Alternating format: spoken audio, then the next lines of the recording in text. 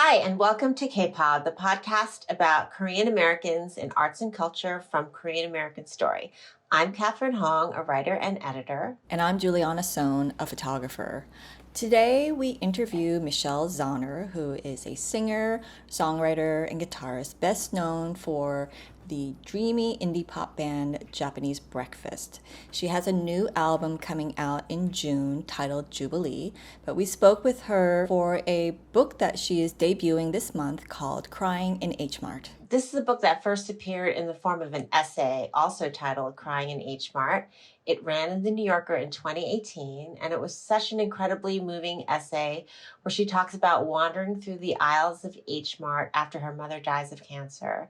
Now, Michelle is half Korean and half white, and her strongest bonds with her Korean mother had always been through food and cooking.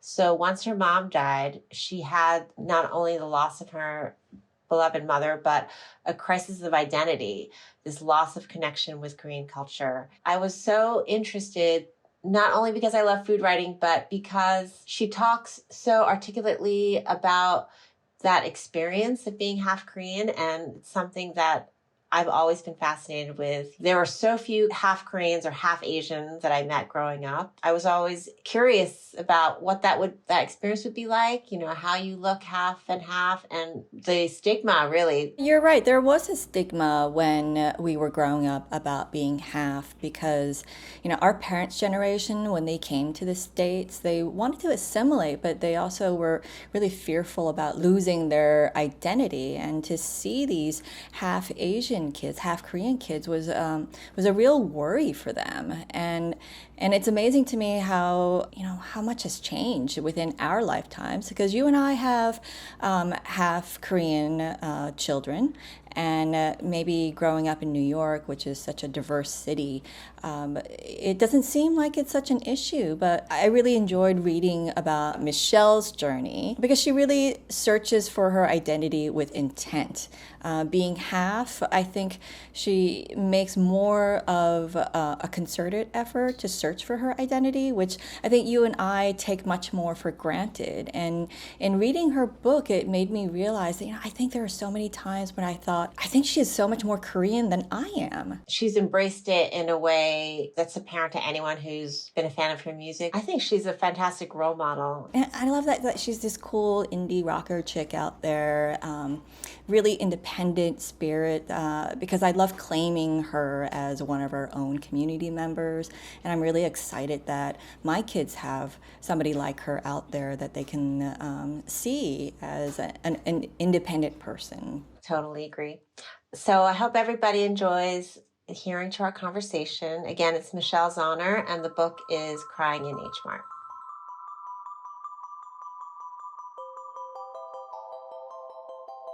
Thank you for having me. So while growing up in Eugene, you spent 6 weeks every other summer in Korea with your Korean family.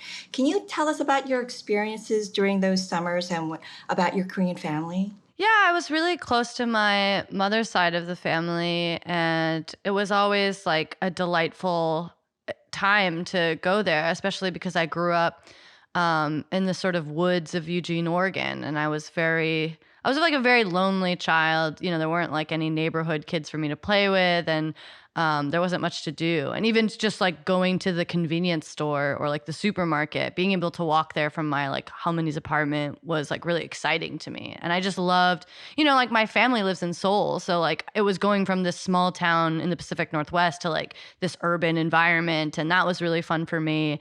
And then I was in this like small apartment, like in a 3-bedroom apartment, getting to sleep next to my mom every night in the living room on like on a futon, and just like surrounded by people and like lots of Korean women like doting on me all the time. So it was just like a real, such an amazing part of my childhood, and a real privilege to get to go there like every other summer for like, 6 weeks. And I remember every time like really being like, I don't want to go back. And my mom being like, well, what about dad? And I was like, oh, you can come here. You can visit. What age did you start going? Oh, as long as I could remember. My mom, it was really important to my mom that she left her whole family, So this was like the one time that we got to see them, and we would go every other summer from the time I was born, from the time I can remember, Yeah, Juliana and I were both saying how, I mean, you might be half Korean, but you're so much more Korean in many ways, certainly than I am, because I only spent one summer in Korea Oh, wow. in like after high school. So when I went there, it was such a culture shock, like the drains on the bathroom floors, like certain things about Korea, But if you had been going there since you were a baby, it's really like a second home. Yeah, absolutely. It is really interesting. Like, it's such a spectrum of like feelings of like cultural belonging, I guess. And it's really interesting to me, like people who are half who've like, can speak fluent Korean, and like, people who have both parents that are Korean that really still really struggle with the language, or to be a Korean adoptee and like have a totally different type of belonging. So there's so many different ways to feel Korean, I feel like. Was it a certain point when you thought, oh my gosh, I'm not exactly like these Koreans? Like, at what point do you feel like you realized that? I mean, I'm sure I was aware of it. Like, I think that when you're a kid, like you maybe just like don't analyze like that sense of belonging as much as like when you're a teenager. And that's when you start to really feel like you don't fit in. Like, I remember even growing up in America and like there not being any Asian kids in my class in elementary school. Like, I truly believe that there were some confrontations with like not feeling like I belonged, or like feeling embarrassed in some ways. But, in my early years, I remember feeling very special, like that was, your parents were like, you're very special. You have these two cultures. And I genuinely felt that way. And then even going to Korea, and this is a bit in a book where like, I was very I felt very celebrated in Korea in a very different way than I felt like in America. And I think part of that just comes from this Korean culture of like, there may be more like complimentary vocally to like young children or something. But I remember like no one ever told me like, oh, she's so pretty or whatever when I was in America. And then every time I went to Korea, it was like, oh, like her face is so small. She's like so beautiful. And so I felt like really special and beautiful there. And I knew part of that was because I was like exotic in this way in Korea. Like I had these like half Caucasian features, and that was something that my mother was like, oh, this is like a celebrated thing there. And so when I was a child, I felt very welcomed in that way. Like I felt very special and welcomed. Even as a teenager, I might have felt that way in Korea. And then going now as an adult, I very much see like the differences, and I don't feel like I quite belong there. I'm very like aware of things that I'm not aware, that I don't think much about here. Just like the way that I present myself, or if like if my shoes look old or something. I think about that much more. Yeah. I haven't been to Korea in a while, but I remember the sort of like the East Village kind of like schlumpy way I dress just doesn't fly in Korea. Like I don't own a brush, and I don't dry clean my clothes. Right.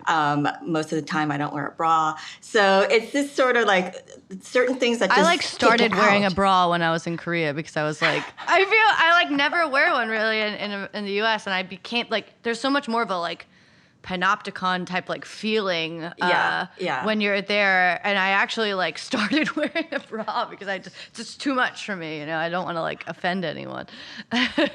Is it still like that? I thought once K-pop and the K-beauty and it become much more of an international culture that people recognize that maybe the culture in Korea had opened up and had become much more diverse. Is that not the case, you think? I think that's certainly so. I still feel like as a Korean American going back there, you're just more like aware of it, like in this way that maybe other Americans like wouldn't be when they're there. Like it's not that any like Ajumma has like tapped me and be like, you really need to wear a bra or something. It's just that feeling of like, I want to, it's just a natural human feeling of like, I want to fit in, you know what I mean? Yeah, And you want to feel like a sense of belonging. And part of that is like dressing a certain way or whatever. Yeah. Were you pretty fluent as a little kid, do you think, in those summers? Not at all, no.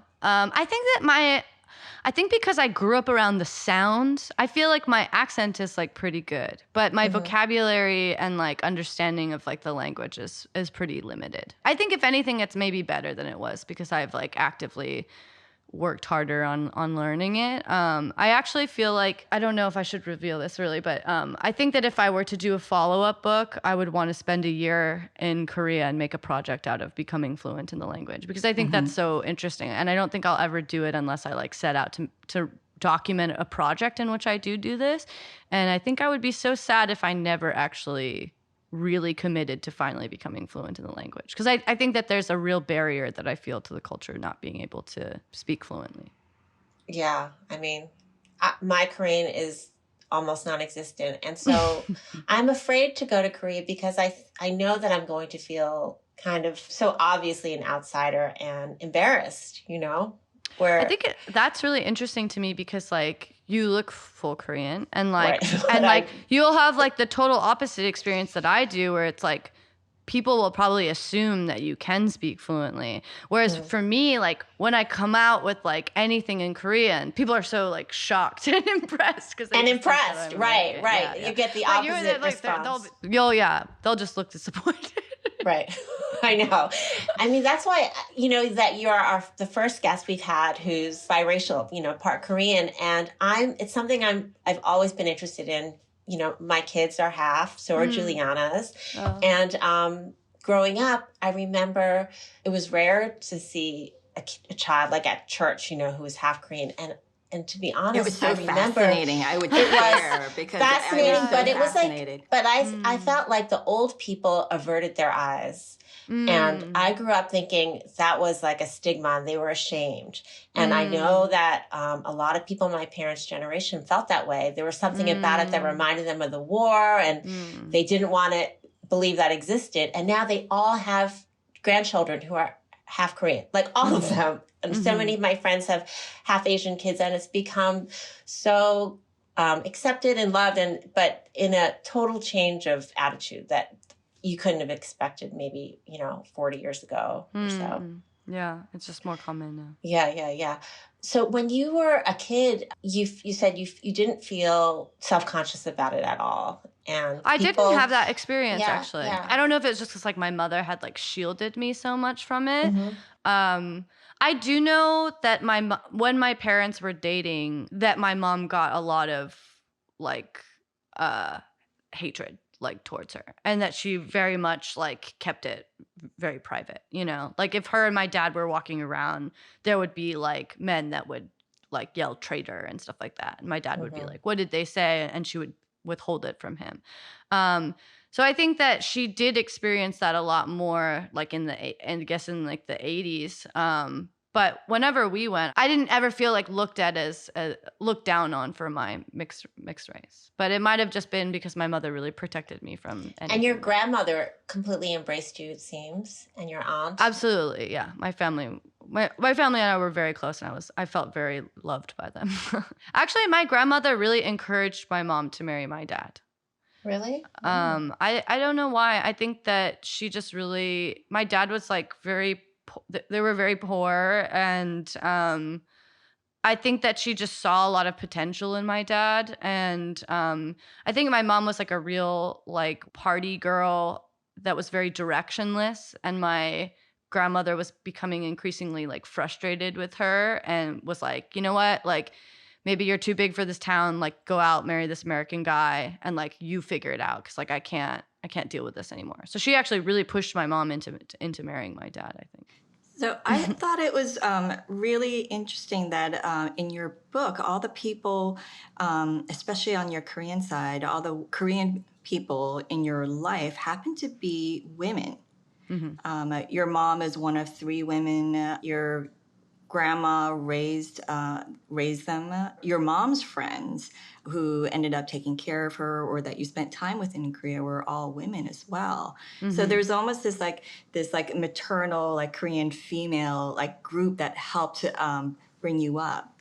Definitely. Yeah, definitely. Are there lasting connections that you have still? Like I know that you wrote about your relationship with Maangchi and how she connected you to your heritage and your food. And it's almost like this digital maternal figure. Yeah, I was really lucky. Actually, the first piece of writing that I did that kind of grew into crying in H Mart was this essay called Love, Loss, and Kimchi.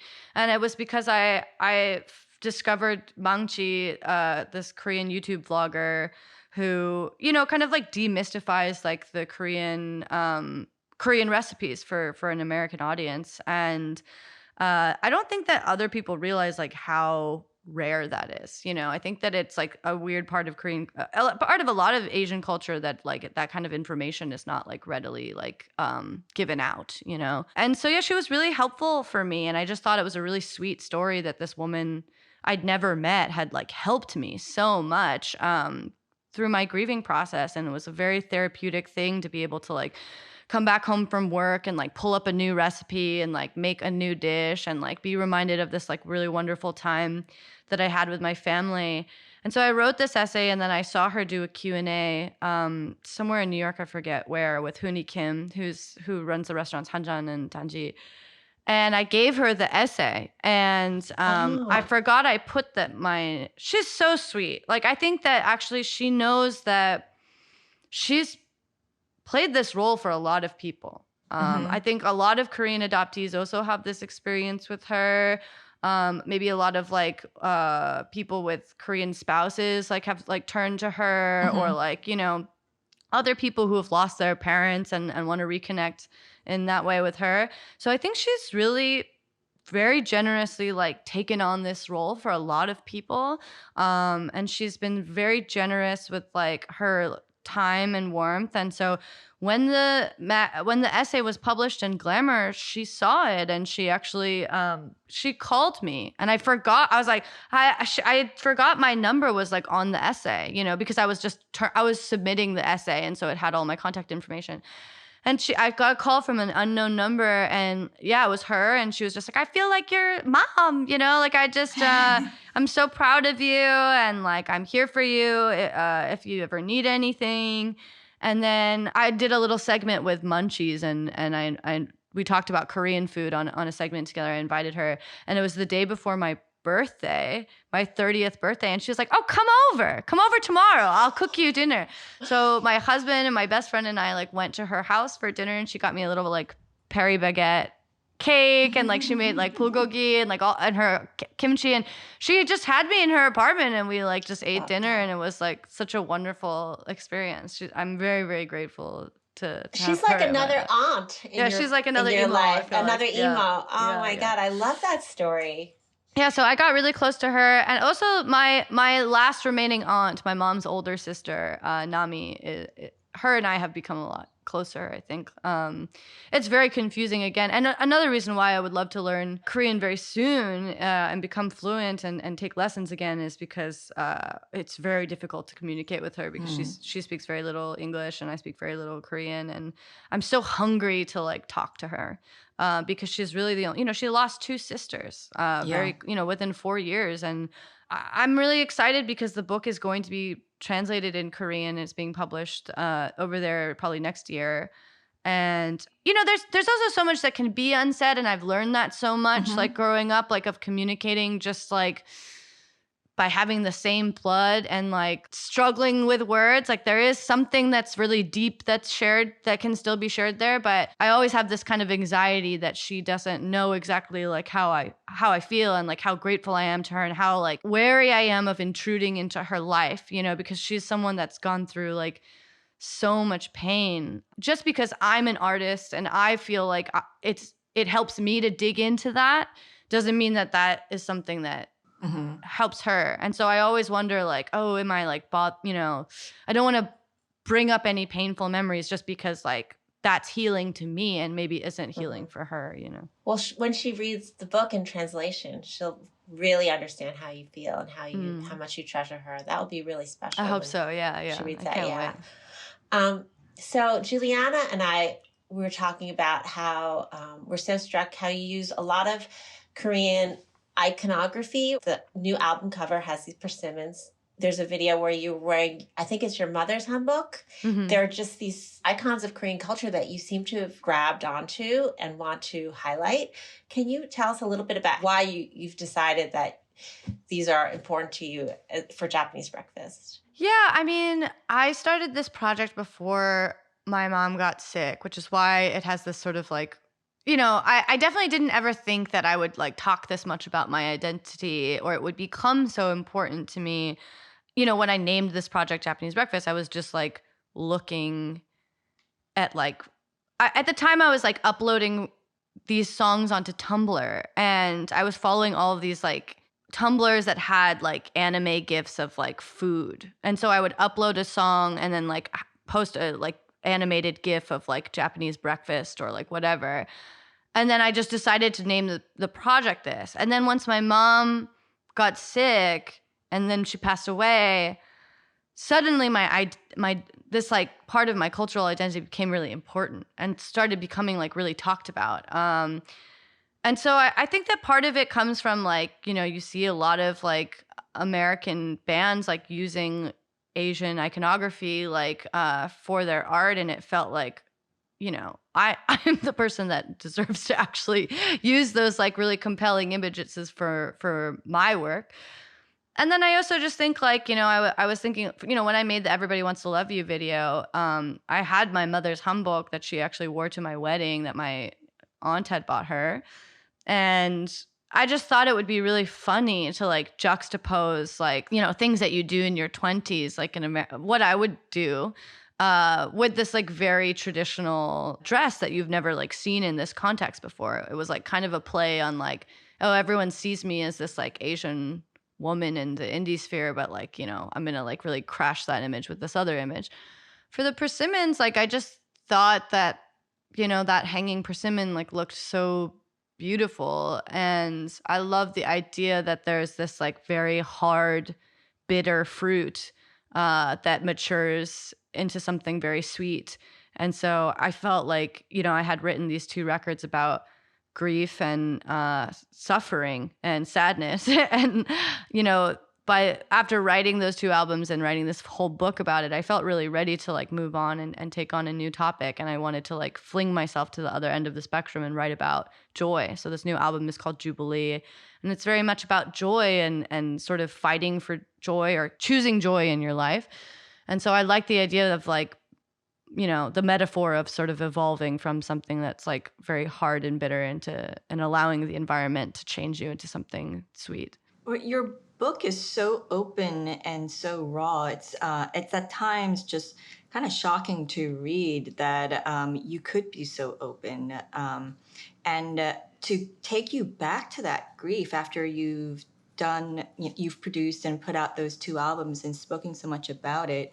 I mean, it must be hard to revisit that again, especially since you had the album coming out a month later. That is the other end of the spectrum. Does it take a lot out of you? When I was writing the book, it definitely was very hard. I feel like especially there's this sort of middle of the book that's like definitely very challenging. And it was a lot of like hunched over crying at a laptop and having to take a lot of breaks and a lot of agony. Yeah, certainly. But I also felt like there was this real sense of urgency that I had to like warn people that this happens. That was like a really clear thing when I was going through this, of just like no one warned me that these things happened. And I was very like upset at the world that it had not prepared me for the experience that I have of just how tough and involved and real caretaking can be, and watching someone's health deteriorate like that, and watching cancer and chemo, like just how ugly it really gets. It felt really important to me that I had to go there because I felt like I really needed people to understand what I went through. And I really just felt this need to like bare all wounds. And there was also part of it that was like, I wanted to warn people that this is what it looks like, and because I wish in some ways that I had read something that would have made me know that this could happen. I really loved when you're talking about sort of your birth, as a musician. One of the people who inspired you was Karen O, because she is one of the very few Asian rockers out there, or certainly half. Did you ever get to meet her? I never got to meet her, but I'm actually doing an interview with her next week. So That's I'm awesome. finally getting my chance. Yeah. How cool. She's she's my hero. I'm very scared to talk to her, honestly, but I'm also very excited.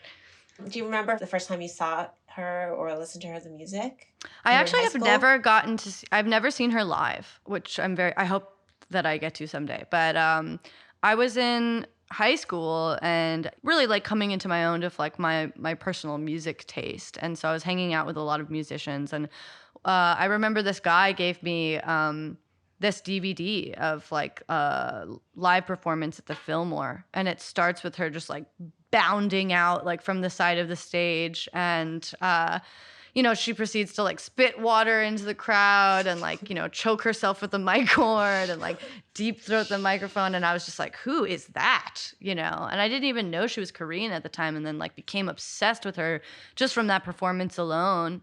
And like read every interview I could find, and, you know, got every album I could. And then when I found out, you know, that she was half Korean, it was like mind blowing, you know? Yeah. Just like, that's me, you know? You described yourself or your family's perception of you in high school as like a bad girl, right? What would they call you? Bad girl. Not Famous bad girl. Yeah. Yeah. How do you say that in Korean? How would you say the famous bad girl? I have no 나쁜- idea.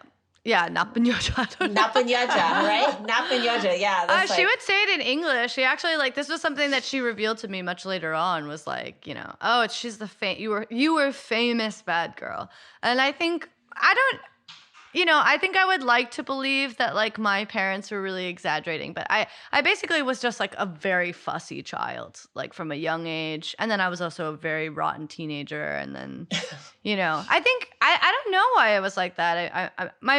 I guess I just cried a lot, and I would like disappear, and, you know, I would always get hurt, always complaining. I was just annoying little turd, you know? And so I grew up knowing that, and I think that my aunts knew that too. I think I was just spoiled, you know? I had this like homemaker mom that I was like with all the time. I was only child. I was like so sensitive, like about everything. And then, you know, as a teenager, that kind of sensitivity developed into another totally new rotten way. And then as an adult, I think that those sensitivities like really are maybe what made me become an artist, you know? Like, I think I would like to believe that there was a point to all of this that's positive. Yeah. So that might be just like me like validating that experience. But I would like to believe that I feel things very intensely, and I didn't know what to do with that type of energy when I was a kid. I was so hyperactive, very hyperactive kid.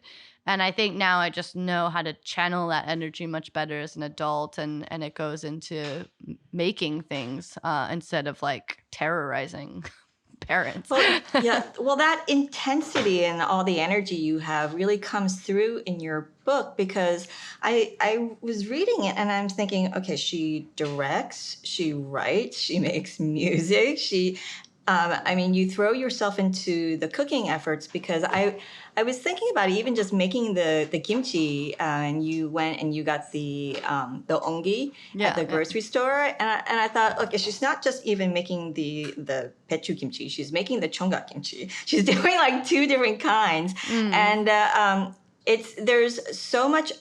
there's a lot of intentional effort that goes into just focusing creative channels into different things. And there's a lot of work that you put into your life. I think that especially happened after I lost my mom. I think that was just a way that like grief kind of manifested itself, was like I needed to become a bit of a workaholic, I think, to like ground myself. And I was so worried that if I really let myself fall from constantly being busy with some project or working, that I would fall into like a very deep depression that I would not be able to recover from. And so I think that that's just really stayed with me, and it's a very was a very positive way of like how I kind of moved through my grief, I think. Michelle, Juliana and I just recently interviewed Changray Lee. Oh, I love him. I'm sure you love him, right? Yeah. And I love native speaker.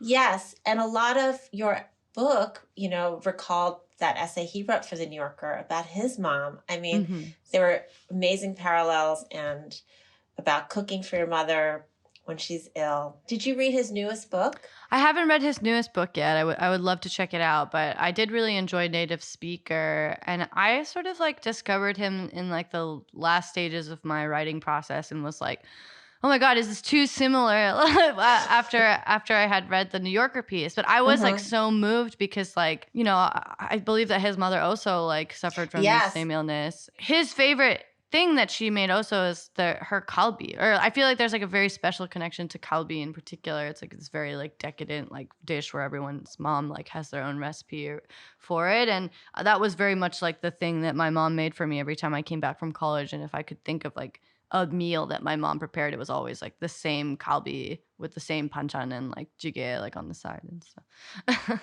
Yeah, after reading your book, it made me think, I got to go marinate some ribs for my kids, you know?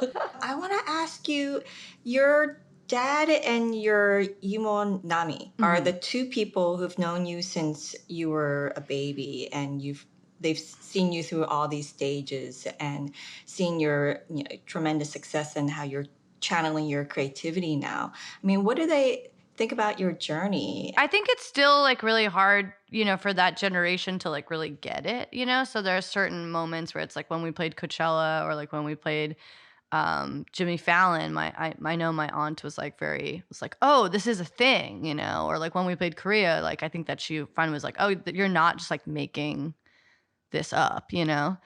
But I feel like there's always, you know, like it's not like I'm like Taylor Swift. Like it's like, I think it's always kind of like a bit of a divide that hopefully gets closed as we become bigger. But yeah, I think they're really proud of me and they're very excited. I never feel like it's real in a way. But you know, maybe I will eventually. I just wonder if they think, oh, it all makes sense now. I feel like my dad, it's hard to get a grasp on like what's going on with my dad in general. I feel like if my mom was alive, she would absolutely have that feeling. And I think she was starting to, and it is like one of the greatest like sadnesses in my life. But it also, you know, in some ways, like it feels like I'm not a religious person or even a spiritual person, but it very much feels like my mom has looked out for me in the past like few years. It brings me so much sadness because I think she's the only person that would actually feel that way. I have that constant feeling where I'm trying to make someone proud and I don't know who it is because it's not anyone in my life and it's never satisfying. And I think that there will always be like this unsatisfying feeling that no matter how many people I tell like what I've accomplished or no matter how much I accomplish, it will never feel complete because she'll never know, you know?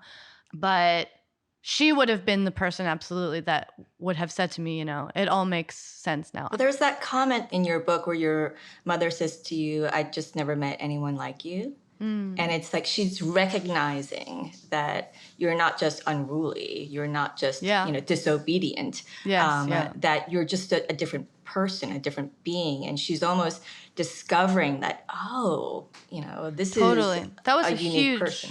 A huge turning point in our relationship, absolutely. Because I think that we were both going through that, you know, like I just saw my mom as this like strict figure and this cruel person. I didn't really think much about like why she was doing what she was doing or what made her this way. I just thought like, you're in the way, you know, like, and you don't get it.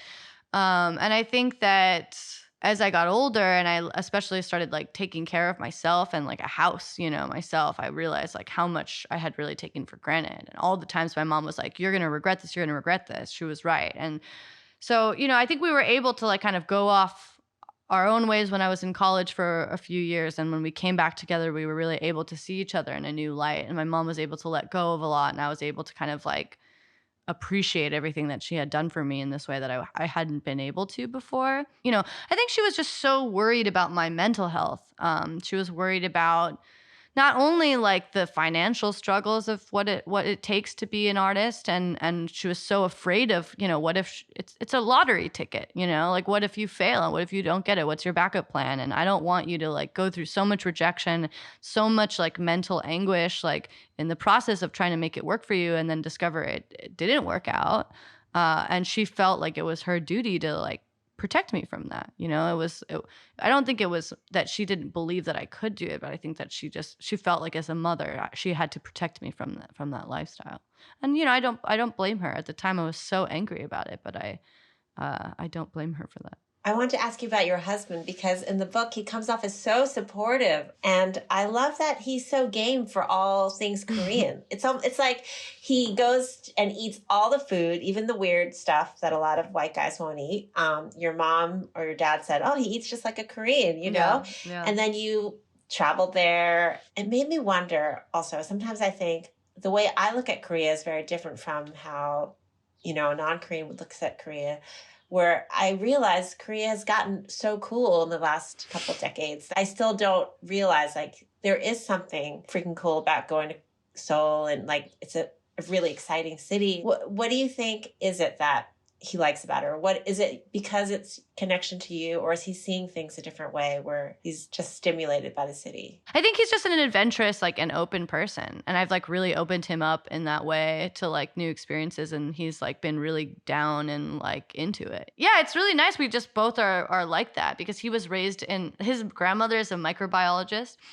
And so his family was like, just cooked the shit out of chicken. Like they just like ate like really well. They ate like well done everything. And like, you know, like he never really grew up like with the real appreciation of food. He always ate bread because like that was always like the, you know, thing that tasted really good. You know, when we started dating, like I had like such a passion for food that like, you know, it became like such a like fun part of our relationship that he like was really interested in. And obviously like he knows that. I mean, I don't know what his relationship to Korean culture. I mean, he's gotten really lucky and gotten to meet like such wonderful people. Like my family has really welcomed him into their life, and it was really fun because like the last few years that I've gone to Korea with him, my uncle and my aunt and him and I, we get to go on these like little double dates together. That I think like the dynamic is much better than if I was just like. It was the three of us. Now it's like two couples like go on vacation together in Jeonju, or like, you know, two couples like go like out to dinner. So we're able, you know, my uncle and him can like go off and do like something, and then my aunt and I can go off and do something. So it's become a really rich part of our lives. And yeah, he's just been really down. I'm really lucky that like I have a husband that just is okay with us staying in Korea for 6 weeks and, you know, finding something he seems to have totally embraced it. That's great, yeah. One thing we want to ask you is, can you give us maybe like 5 things that you love to buy at H Mart? We'd love to hear what's on your list. Let me think of some really good ones. I always buy, if I don't have the time to make my own kimchi, I will buy the mugun kimchi. Like, let me get it. I love this. Visual aids. I love this. Show and tell. Okay, I want to pick some really good staples here. For some reason, I cannot figure out how to make dongchimi. So this is like my favorite thing for the summer is like using the 국물 and like having the dongchimi radish, put a little bit of sesame oil, gochugaru, and sesame seeds, and like eat it. Put a couple ice cubes so it's like really cold.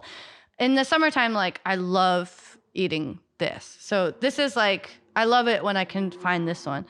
And then I also recently realized that this brand is really good because it's like mugun kimchi, and like it's really old, so it's really good for like stews, like kimchi jjigae and like bokkeumbap and stuff like that. It needs to be like this funky, I feel like. So it's called Chonga? Yeah, it's just the Chonga brand. And they make this mugunchi that like is already really old, so I don't have to like wait for any kimchi that I'm making to make because kimchi jjigae has to be like so funky, you know, it has to be like have a really deep flavor, and I feel like you have to get like this really old one. This is like a shortcut. I also got really into makgeolli like in the last few years, so I like buying guksundang makgeolli. It's really good for Korean barbecue. Oh, if I'm feeling fancy, it's really expensive, but I have so many good memories of eating ojingo with my dad. Oh, yeah. And so so I guess the last thing is it's Japanese, but I always buy Kewpie mayonnaise. It's like the Japanese mayonnaise that has like MSG in it. And so I'll mix the Kewpie mayonnaise with gochujang with a cold beer and like some peanuts. I'll roast the ojingo on the gas stove, and then I'll shred it and then chew it and use the gochujang and mayonnaise as a dipping sauce. Oh man, you are so Korean. Yeah, it's like 할아버지 like snack. I love watching TV and eating ojingo and peanuts with like a cold beer or like some makgeolli. Oh my God. That's my favorite thing. But it's like $20 to buy this ojingo, but you know, it's worth it for me. You know, one of my oldest memories of growing up in Korea, because I moved to the States when I was 5, is being little and my parents pre-chewing ojinga for me. And then putting it in my mouth like a little baby bird. I can see that. I don't know if I had that, but that makes sense to me. It does, because like afterwards your jaw hurts. I know. Juliana, I don't have any more questions. Do you? No, I just really enjoyed our conversation together. Thank you. Me too. It was a real pleasure to speak with you. Thank you. It was so great to meet both of you. I hope that we can all have Korean barbecue together someday. Yes. Thank you to Michelle Zauner for being our guest on K-Pod, a production of KoreanAmericanStory.org. Michelle's book, Crying in H Mart, is being published this week, and her new Japanese breakfast album, Jubilee, will be out in June.